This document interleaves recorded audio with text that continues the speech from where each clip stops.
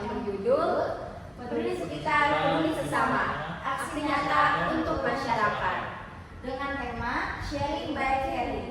Dengan saya Cindy Laura, dengan saya Nisa Campaka Nauli, saya Iman Idam Takim. Yuk simak presentasi kita berikut ini. Latar belakang kegiatan dan tujuan CSR dari proyek kami. Di tengah hiruk-pikuk kehidupan kota, kalian sadar gak sih bahwa masih banyak saudara kita yang berjuang untuk memenuhi kehidupan dasar mereka, seperti anak-anak jalanan yang kekurangan asupan gizi, warga prasejahtera yang kesulitan memenuhi kebutuhan mereka, dan anak-anak panti asuhan yang membutuhkan uluran tangan. Banyak anak jalanan, warga prasejahtera, dan penghuni panti asuhan masih kesulitan memenuhi kebutuhan dasar mereka. Jadi, pada itu kegiatan CSR kita ini hadir ada 3 aksi, yaitu aksi berbagi makanan bergizi, survei pada tanggal 15 Januari 2025 di Jalan Kayu Manis, Jalan Sawah 3, dan Jalan Pasar Rumput. Kami menemukan 10 anak jalanan dan orang tua anak jalanan. Mereka membutuhkan asupan bergizi. Kami menyalurkan makanan sehat untuk membantu mereka. Lalu kedua ada berbagi sembako, mensurvei di Jalan Pisangan Baru hingga Jalan Kelapa Sawit Raya pada tanggal 17 Januari. Dipilih karena dekat dan banyak warga prasejahtera. Bantuan berupa beras, minyak, gula, dan kebutuhan pokok lainnya disalurkan kepada mereka yang membutuhkan. Namun pada saat survei ada 6 orang sampai 8 orang yang membutuhkan. Namun pada saat pembagian hanya 3 orang saja. yang ketiga yaitu proyek CSR kami, yaitu ada donasi pakaian layak. Kami mendonasikannya kepada Panti Asuhan Pria Yatim Duafa di Kayu Manis. Kami memilih panti asuhan tersebut karena lokasinya strategis dan sesuai dengan tujuan ini. Pakaian bekas layak kami dikumpulkan dan tersortir untuk dipilah agar masih bisa pakaian yang layak pakai kepada panti asuhan. Selanjutnya ada kegiatan ini bertujuan untuk yang pertama, ada meningkatkan kesadaran generasi muda terhadap isu sosial di sekitar mereka. Yang kedua ada meringankan beban ekonomi masyarakat yang kurang mampu melalui pemberian makanan bergizi, sembako, dan berbagi pakaian bekas layak pakai. Yang ketiga ada berkontribusi pada pengurangan limbah tekstil untuk mendukung keberlanjutan lingkungan. Lalu ada kegiatan CSR. Kegiatan CSR kita itu charity atau amal, merujuk pada tindakan membantu orang yang membutuhkan dengan memberikan uang atau bantuan lainnya. Charity biasanya dilakukan oleh organisasi nirlaba yang berusaha meningkatkan kesejahteraan masyarakat. Mereka mengumpulkan dana dan sumber daya untuk membantu berbagai program sosial, kesehatan, pendidikan, dan lingkungan.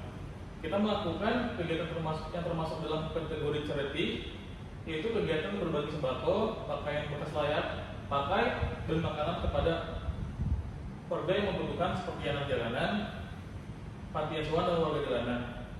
Dengan kelima, pengamen dan pengemis. Lalu selanjutnya ada pendekatan CSR. Pendekatan tradisional dari Joe Crowthy tahun 2011 mengemukakan bahwa tanggung jawab sosial perusahaan atau CSR telah muncul sebagai konsep untuk bisnis yang mulai berkembang. Melalui pendekatan ini disepakati bahwa CSR dikembangkan dengan dilandasi pemahaman bahwa korporasi melakukan kegiatan CSR untuk menghasilkan keuntungan secara ekonomi, kepatuhan terhadap hukum, dan norma dengan masyarakat sekitar. Selanjutnya ada dimensi CSR. Kami memilih 2 dimensi, yaitu dimensi sosial dan dimensi lingkungan. Yang pertama kami memilih dimensi sosial karena kegiatan ini berfokus pada peningkatan kualitas hidup anak-anak di panti asuhan, anak-anak di jalanan, dan warga prasejahtera yang membutuhkan. Dengan memberikan makanan sehat, sembako, dan pakaian bekas layak pakai kepada panti, kami berharap bisa memberikan bantuan berarti dan juga menumbuhkan rasa peduli antar sesama. Dan yang kedua, kami memilih dimensi lingkungan, karena kegiatan ini mendaur ulang pakaian bekas layak pakai untuk mengurangi limbah tekstil dan mendukung keberlanjutan lingkungan. Ini juga mengajarkan gaya hidup ramah lingkungan dan diharapkan dapat menginspirasi orang lain untuk peduli terhadap alam. Selanjutnya, lalu ada yang kelima, model CSR. Model yang kita gunakan adalah keterlibatan langsung Dalam model ini biasanya perusahaan melakukan kegiatan sosial atau memberikan sumbangan tanpa perantara dan secara langsung terlibat dalam program CSR. Misalnya perusahaan menyelenggarakan sendiri kegiatan sosial atau menyerahkan sumbangan ke masyarakat tanpa perantara. Kita melakukan kegiatan keterlibatan langsung yang di mana kita mendatangi anak jalanan, warga jalanan dan panti asuhan untuk melakukan kegiatan guna melaksanakan target kesejahteraan sosial di kalangan masyarakat yang membutuhkan. Dan selanjutnya target CSR. Anak jalanan atau anak-anak jalanan seringkali menghadapi keterbatasan akses terhadap kebutuhan dasar, termasuk makanan bergizi dan perhatian sosial. Dan kedua, pengamen dan pemulung. Seringkali pengamen dan pemulung menghadap keterbatasan akses terhadap kebutuhan dasar, termasuk makanan bergizi, pendidikan, dan perhatian sosial. Dan terakhir, panti asuhan mendonasikan pakaian panti asuhan mendonasikan pakaian bekas layak pakai ke anak-anak panti asuhan. Selanjutnya, mapping kegiatan CSR. Mapping yang saya lakukan di sini dengan tema berbagai makanan bergizi ke anak jalanan. Kegiatan yang saya lakukan, survei ke alamat tujuan yang ingin dibagikan dan membuat makanan bergizi untuk dibagikan. Dan terakhir, pembagian makanan bergizi dengan anak jalanan dan orang tua anak jalanan. Timeline kegiatan pada tanggal 15 Januari 2025, saya survei ke alamat tujuan yang ingin dibagikan. Pada tanggal 22 Januari 2025, saya mempersiapkan makanan untuk dibagikan.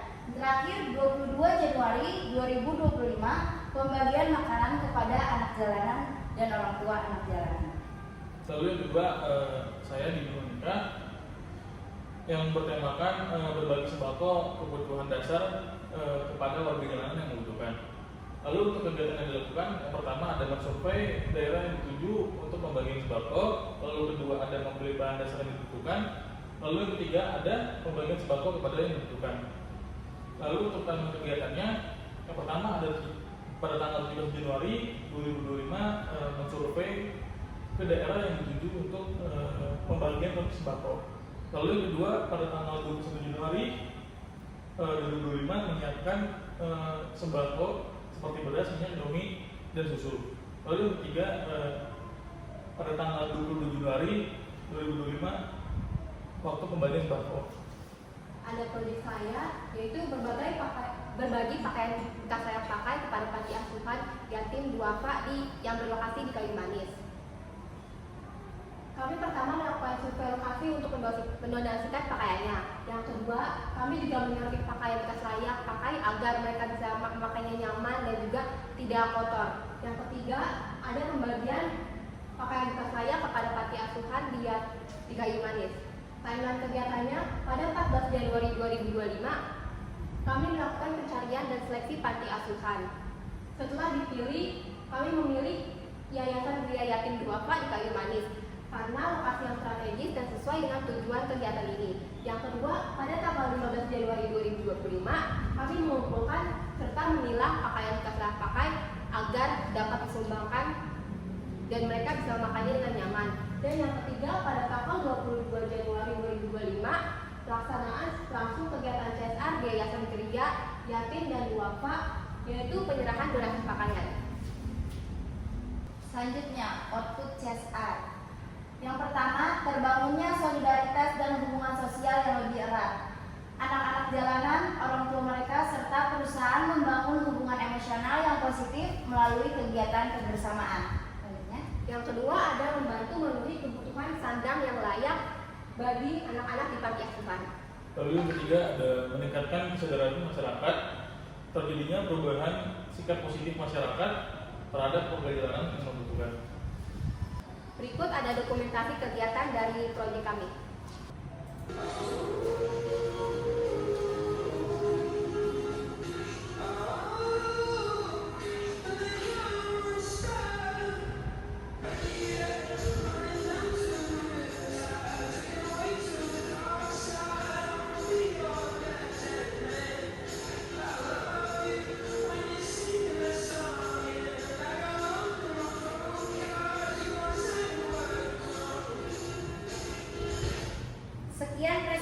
dari kelompok 1. Kiranya ada salah kata dan kurangnya mohon maaf.